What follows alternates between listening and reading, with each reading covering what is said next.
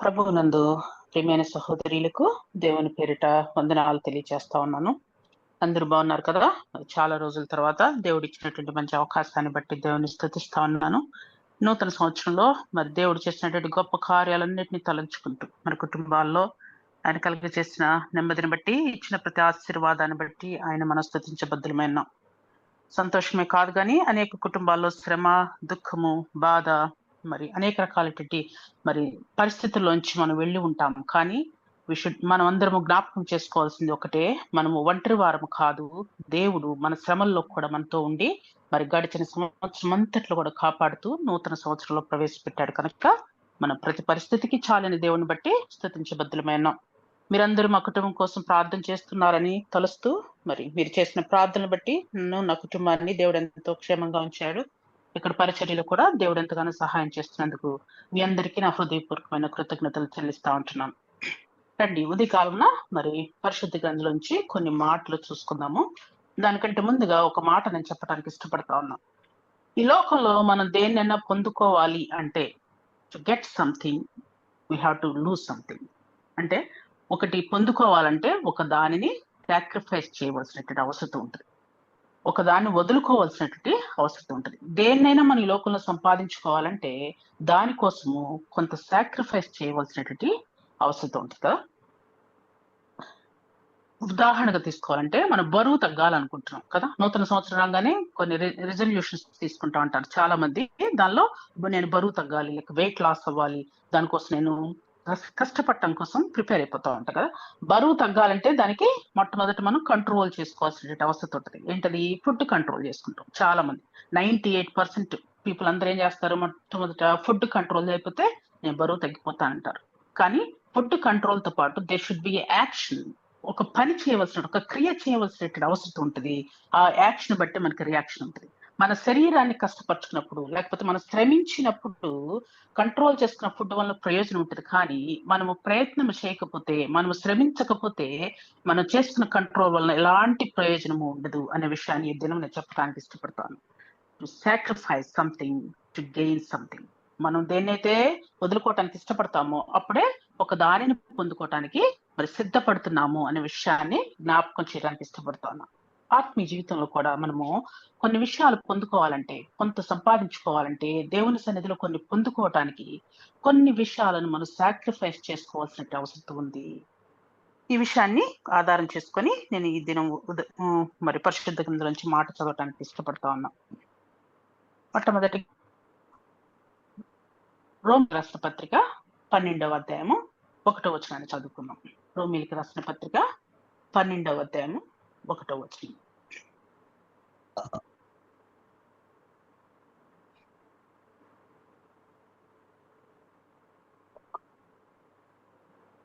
కాబట్టి సహోదరులారా, పరిశుద్ధమును దేవునికి అనుకూలమైన సజీవ యాగముగా మీ శరీరములను ఆయనకు సమర్పించుకొనుడని దేవుని వాత్సల్యమును బట్టి మిమ్మల్ని బతిమాలు కొనుచున్నాను.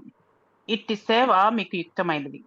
మీరు ఈ లోక మర్యాదను అనుసరింపక ఉత్తమమును అనుకూలమును సంపూర్ణమున అయ్యున్న దేవుని చిత్తమేదో పరీక్షించి తెలుసుకొనున్నట్లు మీ మనస్సు మారి నూతన మొగటి వలన రూపాంతరము పొందుడి అనే మాట అపోస్తలుడైన పౌలు రాయటాన్ని చూస్తాం.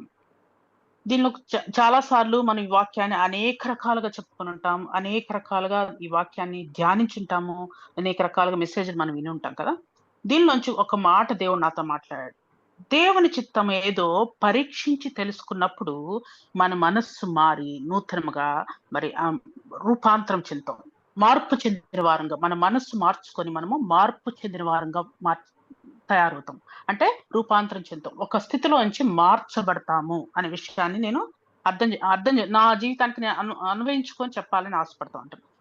Unless until we know what is the will of God కదా. దేవుని చిత్తం ఏంటో మనకు తెలియనప్పుడు ఆ చిత్తానుసారంగా జీవించడానికి మనము ప్రయత్నం చేయము. తెలుసుకున్నప్పుడు మాత్రమే, ఆయన చిత్తాన్ని గ్రహించినప్పుడు మాత్రమే దాన్ని సాధించడం కోసం, లేకపోతే దాన్ని అనుసరించడం కోసం, దాన్ని వెంబడించడం కోసము మనం ప్రయత్నించే వారంగా ఉంటాము. ఆయన చిత్తము తెలుసుకోవటం కోసము మనల్ని మనము సమర్పించుకోవాల్సిన అవసరత ఎంతగానో ఉంది. We have to sacrifice our self. మనం సమర్పించుకున్నప్పుడు మాత్రమే ఆయన చిత్తాన్ని గ్రహించే వారంగా ఉంటాము. ఆయన చిత్తాన్ని గ్రహించినప్పుడు మాత్రమే విల్ బి గెయినింగ్ సంథింగ్, ఆయన దగ్గర నుంచి కొంత పొందుకుంటే ఏంటది, ఆయన చిత్తాన్ని గ్రహించినప్పుడు మార్పు చెందిన వారంగా, నూతన జీవాన్ని పొందుకునే వారంగా, దేవునికి ఇష్టమైన బిడ్డలముగా, ఆయనకి సమీపస్తులుగా, పరలోక రాజ్యపు వారసులుగా, రకరకాలుగా what ever you need it కదా, వాటన్నిటిని కూడా దేవుళ్ళు పొందుకునే వారంగా ఉంటారు. దీన్ని కొంచెం అర్థమయ్యే భాషలో నేను చెప్పడానికి ఇష్టపడతా ఉంటున్నాను. మనందరికీ తెలుసు ఆదాము అవ్వ గురించి స్టోరీ బాగా తెలుసు కదా. ఆదాము అవ్వ తప్పు చేశారు, ఆ పాపాన్ని బట్టి శిక్ష అనుభవిస్తా ఉంటున్నారు అనే విషయాన్ని మనం ఫ్రమ్ ద బిగినింగ్ మన హృదయాల్లో నాటబడినటువంటి మాట ఇది. ఆదాము అవ్వ పాపం చేయటం వలన లోకానికి శ్రమ వచ్చింది, ఆ శ్రమను తొలగించడం కోసం దేవుడు ఈ లోకానికి రావాల్సి వచ్చింది అనే విషయాన్ని మనం చాలా బాగా అర్థం చేసుకుంటాం కదా. ఆదాము అవ్వ చేయవలసిన పని ఏంటి, వాళ్ళు చేసిన పని ఏంటి అనే విషయాన్ని చూద్దాం ఈరోజు. ఓకే, ఆదాము అవ్వ ఏం చేశారు, అపవాది వచ్చి వాళ్ళకి చెప్పగానే ఇది నిజమా అనుకొని ఆశతో కదా, ఆశపడి దాన్ని పొందుకోవాలన్న ఆశ కలిగి పండు తినేసేసింది అవ్వ కదా.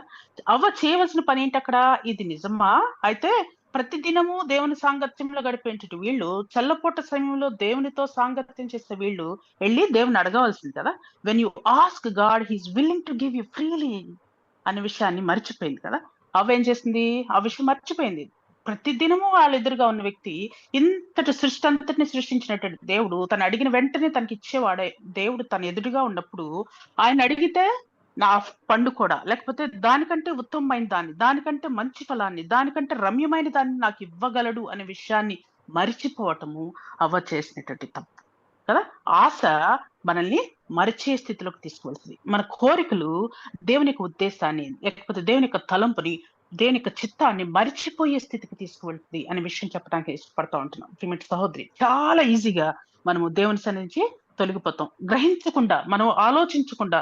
మనం గ్రహించేసరికే కొంత దూరము వెళ్ళిపోయే వారంగా ఉంటాం, దేవుని సన్నిధికి దూరస్థిరం అయిపోయేవారుగా ఉంటాం. మనం తలంచుకునేసరికి, తిరిగి వెనుకకు చూసుకునే సమయం వచ్చేసరికి చాలా దూరంగా దేవునికి మరి మన అందుబాటుగా లేనటువంటి దూరంగా వెళ్ళిపోయే స్థితిలోకి వెళ్ళిపోతా ఉంటాం. ఆదాము అవ్వ చేసిన పని కూడా అదే. దేవుని సన్నిధిలో ఉచితంగా పొందుకోండి, అడగంగానే ఇచ్చే దేవుడు వారి మధ్యలో ఉన్నప్పుడు ఆయన విడిచిపెట్టి అపవాది చెప్పిన మాట విని పాపం చేశారు. దానికి ఫలితంగా వాళ్ళు శ్రమ జీవితాలు కొని తెచ్చుకున్నారు. దాని ఫలితంగా శ్రమను మరి ఆహ్వానించినట్లుగా శ్రమ పొందుతూ వారి జీవితంలో ఉన్నటువంటి సంతోషాన్ని సాక్రిఫైస్ చేసేసారు, వారి జీవితంలో ఉన్నటువంటి ఆ నెమ్మదిని సాక్రిఫైస్ చేసేసుకున్నారు. మరి ఆ శ్రమ వారి జీవితాలకు వచ్చినట్లుగా చూస్తూ ఉంటారు. ఇక్కడ సాక్రిఫైస్ చేయవలసినటువంటి పరిస్థితి వారికి ఏర్పడింది బికాస్ ఆఫ్ ద సిన్ కదా. పాపం వలన ఈ శ్రమను పొందుకుంటూ నెమ్మదిని, సంతోషాన్ని, ఆనందాన్ని, దేవునితో నిత్యము గడిపేట ఆ సమయాన్ని, ఆ స్థితిని పోగొట్టుకున్నారు. The sacrificed because of their sin కదా.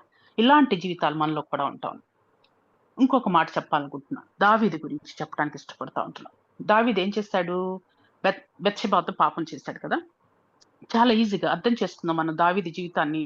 మనం చదువుతున్నప్పుడు దావీదు జీవితంలో ప్రతి చిన్న విషయానికి దేవుని సన్నిధిలో ప్రార్థించేవాడుగా మనం చూస్తాం దావీదుని. దేవుని అడగకుండా యుద్ధానికి వెళ్ళడు, దేవుని పేరిట లేకుండా ఏ పని చేయడు. అలాంటి దావీదు బెత్షెబా విషయంకి వచ్చినప్పుడు మరిచిపోయాడు. ఒకవేళ నేను దేవుణ్ణి అడిగితే ఇంతకంటే అందమైన భార్యను నాకు ఇవ్వగలడు అనే ఉద్దేశాన్ని మర్చిపోయాడు కదా. ఇంతకంటే రమ్యమైన దాన్ని, సౌందర్యం కలిగినటువంటి స్త్రీని నాకు ఇస్తాడు దేవుడు అంటే విషయాన్ని మరిచిపోయాడు. ఒకవేళ ఆ ఆలోచన కలిగినప్పుడు దేవుని సన్నిధికి వచ్చినప్పుడు దేవుడు అది పాపం అని తెలియచేసి ఉండేవాడు. కానీ దావీదు ఆ ఆశ కలిగినప్పుడు దేవుని సన్నిధిని విడిచిపెట్టేశాడు. గ్రహించటం అనేటువంటి అది పాపము అనేటువంటి గ్రహింపు కూడా తన హృదయంలోకి రాకుండా మరి అపవాదికి బంధింపబడినట్లుగా చూస్తూ ఉంటాం. దేవుని సన్నిధించి దూరం అయ్యాడు. పాపము హృదయంలో ఎంటర్ అయినప్పుడు దేవుని చిత్తాన్ని గ్రహించకుండా, లేకపోతే దేవుని ఉద్దేశాన్ని, దేవుడు ఏం కోరుకుంటున్నాడు అనే విషయాన్ని గ్రహింపు లేకుండా చేసేటువంటి స్థితిలోకి మనం వెళ్ళిపోతా ఉంటాము. దావీదు జీవితంలో జరిగింది. అనేక విషయాలకు దేవుడి సన్నిధిలో ప్రార్థన చేస్తాడు దావీదు తెలుసా. దావీదు చేత పాపము చేయకుండా దేవుడు కూడా ఆపాడు చాలా సార్లు. ఉదాహరణకు అది కూడా నేను చెప్పడానికి ఇష్టపడతా ఉంటాను. దావీదు మరి ఎంతో ఇష్టపడి ప్రార్థన చేసేటువంటి వ్యక్తి అనే విషయము అబీగేలు విషయంలో మనం చూస్తాం. బెత్షెబా విషయంలో పాపం చేశాడు, కానీ అబీగేలు విషయం చూసినప్పుడు మనం నాతాన్ని చంపటానికి సిద్ధపడ్డాడు కదా. పాపము తన తనకు చేసినటువంటి ఆశీర్వాదం, లేకపోతే తను సహాయం చేసినందుకు ఫలితాన్ని కోరుకున్నాడు కదా, ఆశపడ్డాడు వెనక్కి. తనకు కావాలి, తనని ఎంతగా వాళ్ళని నేను చూసుకున్నాను కాబట్టి తన గొర్రెల కాపలిని, నాకు ఇప్పుడు ఆహారం అవసరము, నేను చేసిన పనికి కృతజ్ఞతగా నువ్వు తిరిగి నాకు ఆహారం ఇవ్వమని మరి డిమాండ్ చేయటాన్ని చూస్తా ఉంటాం మనం. ఒక రకంగా చెప్పాలంటే మన ప్రస్తుత భాషలో మనం అర్థం చేసుకోవాలంటే నాతాను నాబాలు వ్యతిరేకించడం వల్ల తను చంపడానికి సిద్ధపడ్డాడు, యుద్ధానికి రెడీ అయిపోయాడు. కానీ యుద్ధానికి వెళ్లే ముందు కూడా ప్రార్థన చేసుకున్నాడు. దేవుడు అబీగేల్ని దేవుడు దూతగా పంపించాడు. పాపము చేయకుండా, దావీదు అంటాడు అక్కడ, నన్ను పాపము చేయకుండా దేవుడు నిన్ను పంపించాడని. ప్రిమిటెడ్ సహోదరి, ఒకే వ్యక్తి రెండు రకాల సిచ్యువేషన్ మనం చూస్తూ ఉంటాం. దేవుని సన్నిధికి వచ్చి ప్రార్థన చేసినప్పుడు దావీదుని ఆ పాపము చేయకుండా దేవుడు ఆప్ చేశాడు.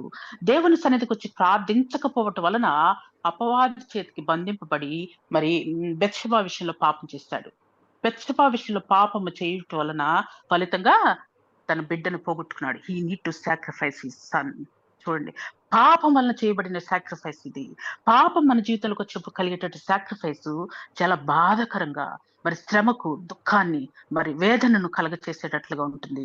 కానీ ఆశీర్వాదం వల్ల వచ్చే సాక్రిఫైస్ వలన మరి నెమ్మది, దేవుని చిత్తానుసారమైనటువంటి సాక్రిఫైస్ కలిగినప్పుడు మన జీవితంలో రెండంతల ఆశీర్వాదాలు దేవుడు ఇస్తానంటున్నాడు కదా. అది కూడా మనం చదువుకుందామా? దేవుని చిత్తానుసారంగా మనం సాక్రిఫైస్ చేస్తే దేవుడు మనకి ఇచ్చేటటువంటి ఆశీర్వాదాలు బహు గొప్పవి. మార్క్స్ వార్త 10వ అధ్యాయము 29-30 వచనాలు ఒకసారి చదువుకుందామా? మార్క్స్ వార్త 10వ అధ్యాయము 29-28 నుంచి చదువుకుందాం. పేతురు అంటున్నాడు, ఇదిగో మేము సమస్తమును విడిచిపెట్టి నిన్ను వెంబడించుతామని ఆయనతో చెప్పసాగెను. అందుకు యేసిట్లనెను, నా నిమిత్తమును, సువార్త నిమిత్తమును, ఇంటినైనను, అన్నదమ్ములనైనను, అక్క చెల్లిండ్రనైనను, తల్లిదండ్రులనైనను, పిల్లలనైనను, భూములనైనను విడిచిన వాడు ఇప్పుడు ఇహమందు హింసలతో పాటు నూరంతలుగా ఇండ్లను, అన్నదమ్ములను, మరి ప్రతి విషయాన్ని కూడా మీరు పొందుకుంటారు అనే విషయాన్ని చెప్పడానికి చూస్తాను కదా. మనం ఆ అధ్యాయం చదువుకున్నప్పుడు, ఆ మాటలు చదువుకున్నప్పుడు ఆశీర్వాదాలు మాత్రమే చూస్తా ఉన్నాం. కానీ ఆశీర్వాదాలతో పాటుగా ఇహమందు హింసలు కూడా అనుభవించవలసి ఉంటుంది అనే విషయాన్ని మనం నోటెట్ చేయం. ఇక్కడ సాక్రిఫైస్ చేస్తున్నాం, కానీ దీనిలో మనకి శ్రమ ఉంది. ఇక్కడ సాక్రిఫైస్ చేయటం వలన మనకి ఇబ్బంది ఉంది, మనకి కష్టం ఉంది. కానీ పరలోకంలో ఇవ్వబోయేటువంటి ఆశీర్వాదము రెండంతలుగా double portion of blessings he's going to give us. ఇహమందు కూడా ఇస్తానంటున్నాడు. ఒకవేళ నువ్వు ఇహమందు ఆశ్రదించబడలేదని ఆలోచన నువ్వు కలిగి ఉంటే, ఇహమందు నువ్వు శ్రమలు మాత్రమే నువ్వు చూస్తున్నావేమో, కానీ పరమందు నీకు మరి జీవకిరటాన్ని ఇచ్చేటటువంటి దేవుడుగా ఉన్నాడు. ఆయన చేసినటువంటి వాగ్దానము నెరవేర్చేవాడు, మాట తప్పని దేవుడిని మనము కలిగి ఉన్న విషయాన్ని ఉదయకాలను గుర్తు చేయడానికి నేను ఇష్టపడతా ఉంటాను.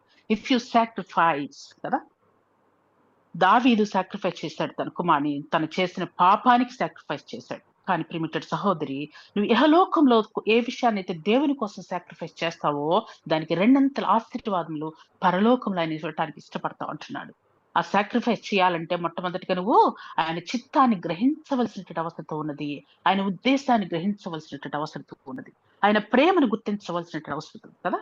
సాక్రిఫైస్ అనేది చాలా చిన్న మాట అయి ఉండొచ్చు, కానీ యేసుక్రీస్తు లోకానికి వచ్చినప్పుడు ఆయన హీ సాక్రిఫైస్ హిస్ లైఫ్. చాలా ఈజీగా మనం చెప్పుకుంటా ఉంటాం.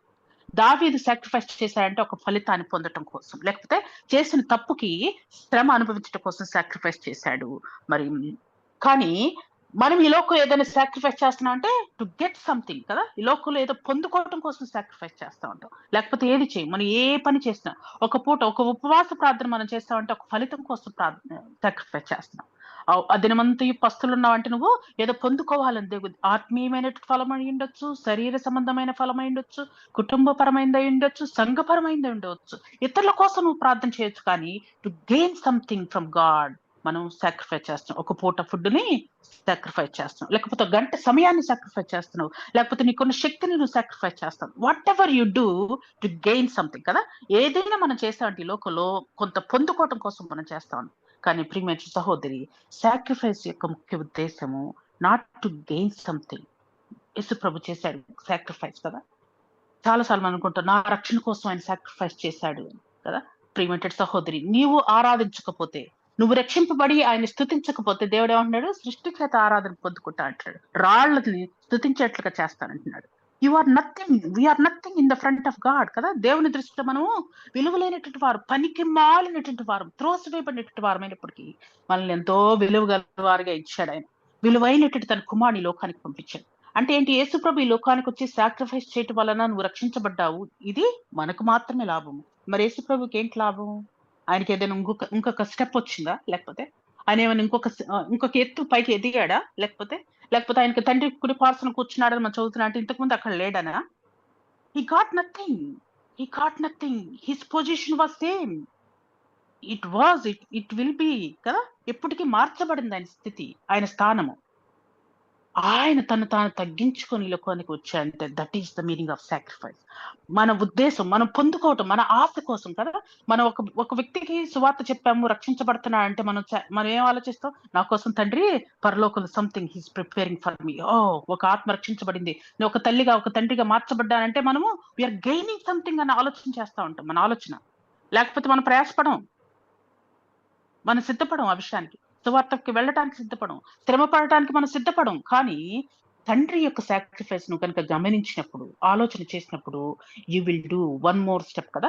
ఒక అడుగు వేయమని నీతో అడిగితే, ఒక మైలు రమ్మని నిన్ను అడిగితే 2 మైళ్ళు ఎళ్ళటానికి సిద్ధపడతావు. వితౌట్ అంటే అతని దగ్గర నుంచి దేనిని ఆశించకుండా 2వ మైలు మనం వెళ్ళటానికి సిద్ధపడతాం అంట. ఎప్పుడు? ఆయన యొక్క ఉద్దేశము, సాక్రిఫైస్ యొక్క దేవుడు చేసినటువంటి సాక్రిఫైస్ యొక్క ఉద్దేశాన్ని మనం గ్రహించినప్పుడు, ఆ సాక్రిఫైస్ ఆయన పడినటువంటి ఆ ప్రయాసలో ఆయన చూపినటువంటి ఆ ప్రేమను మనం గమనించినప్పుడు, అటువంటి ప్రేమను మనం పంచడానికి ఇష్టపడుతూ ఉంటాం. ప్రియమైనటువంటి సహోదరి, ఈ లోకంలో శ్రమల దినాల్లో మనం ఉంటున్నాము. క్రైస్తవుడుగా అనేక అవమానాలు, అనేకమైన ఇబ్బందులు, అనేకమైన కష్టములు. ఒక భర్త భార్య మధ్యలో సమాధానం లేదు. తల్లిదండ్రులకి బిడ్డల మధ్యలో సమాధానం లేదు. అన్నదమ్ముల మధ్యలో సమాధానం లేని స్థితులు వస్తాయని బైబిల్‌లో చదువుకుంటున్నాం అనుకుంటున్నారేమో కానీ, we are in this condition right now. మనం అలాంటి స్థితిలో ఉన్నాము. ఈ స్థితిలో వ్యక్తిగత విశ్వాసాన్ని కాపాడుకుంటూ, దేవుని చిత్తాన్ని మనం గ్రహించుకొని మనం అడుగు వేసినప్పుడు ప్రతి శ్రమలో కూడా మనం ఆనందించగలుగుతాము.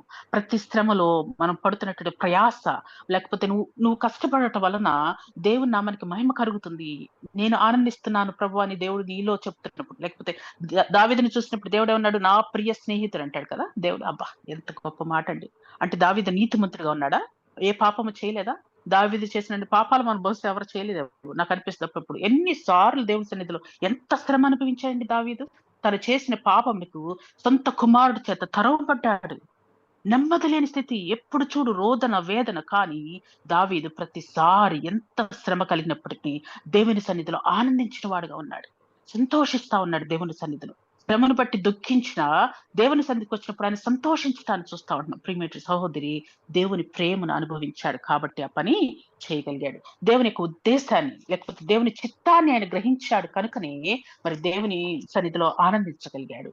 మరి ఇది మనం కూడా అలాంటి స్థితి కోరుకుందామా?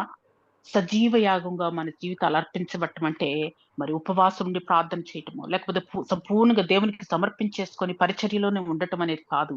దేవుని పరిచర్య చేస్తున్నాం కాబట్టి మనం సజీవ యాగులమని కాదు. కానీ మనం చేయవలసింది సజీవ యాగముగా మనల్ని మనం అర్పించుకోవటం అంటే దేవుని యొక్క ఉద్దేశమును గ్రహించిన వారమై, ఆయన చిత్తమును ఎరిగిన వారమై, దానికి అనుగుణముగా మన జీవితాన్ని మార్చుకున్నప్పుడు మరి ఒక ఒక దేవుడు అప్పగించిన పనిలో మనం నమ్మకస్తులుగా ముందుకు సాగటానికి దేవుడు మనకు సహాయం చేస్తాడు, గైడ్ చేస్తాడు దేవుడు కదా! దావీదుకి అబీగయీలుని పంపించి ఎలాగైతే ప్రొటెక్ట్ చేశాడో, మన పాపము చేయకుండా మన తలంపులను, మన నడవడికను, మన క్రియలను, మన కూర్చుండుట, లేచుండుట, మన నోటి మాటలను సైతము ఆయన గైడ్ చేసేటట్లుగా ఉంటాడు. ఎప్పుడు? When we know the will of God. ఆయన చిత్తమును మనం గ్రహించేవారంగా. ఎప్పుడు మనం గ్రహించగలుగుతాము? దేవుడు చేసినటువంటి సాక్రిఫైస్ ని, త్యాగమును, నా కోసం ఎంత త్యాగం చేశాడు. నేను విలువలేని దాన్ని కానీ విలువైనటువంటి తన స్థితిని కదా! నేను రక్షించబడటం వలన ఆయన కలిగే ఏం ప్రయోజనం లేదు. ఆయనేమి ఒక ఉన్నత స్థితి, ఇంకొక మెట్టు పైకి ఎదిగేవాడిగా లేడు దేవుడు. Is always on upper part కదా! పైనున్నవాడు ఆయన. నా కోసం దిగివచ్చాడు కానీ ఆయన ఎప్పుడూ పైనున్నవాడే. నేను రక్షించబడటం వలన ఆయన స్థితి పెరగలేదు కదా! ఆయన ఎప్పుడూ మహిమాన్వితుడై ఉన్నాడు. ఎప్పుడూ స్తుతించబడేవాడు. ఎప్పుడూ ఆరాధించబడేవాడు. నేను రక్షించబడినా, రక్షించబడకపోయినా ఆయన స్థితిలో మార్పు లేదు. కానీ ఆయన నా కోసము తను తాను తగ్గించుకొని ఈ లోకానికొచ్చి, that is the meaning of sacrifice. మనం చేయగలుగుతున్నామా ఆ పని? మనం తగ్గించుకుంటున్నామా? ఒక ఆత్మ రక్షించబడటం కోసం మనల్ని మనం తగ్గించుకోగలుగుతున్నామా?